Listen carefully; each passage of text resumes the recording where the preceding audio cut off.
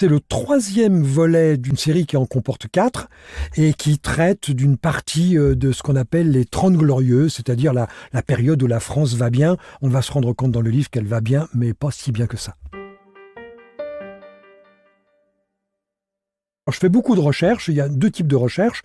La recherche d'abord globale sur la période, de quoi elle parle, qu'est-ce qui se passe dans cette période-là dans le pays. Et puis après des recherches plus pointues sur des détails du roman, qu'est-ce que portaient les femmes, qu'est-ce qu'on mangeait à l'époque, qu'est-ce que coûtaient les choses, quelle voiture roulait. Donc en fait, c'est une recherche historique à 2 vitesses. Il y a le plan global et puis après plein de détails. Et tout ça, c'est quand même beaucoup de travail.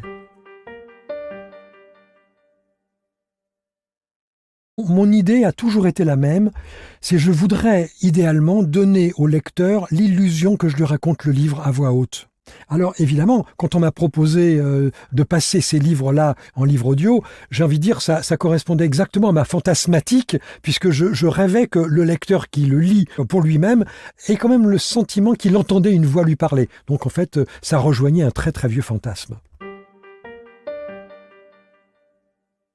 Entendre un comédien qui lit votre texte emmène tout de suite sur deux images. La première, c'est de redécouvrir le texte autrement, parce que les ruptures sont pas au même endroit, les accents ne sont pas au même endroit. Un petit peu comme si vous regardiez le même objet, mais très légèrement décalé, que vous aviez fait bouger en quelque sorte la caméra. Donc ça, c'est une redécouverte, et on est en dialogue permanent avec quelqu'un qu'on voit pas. D'une certaine manière, c'est presque la définition de la littérature.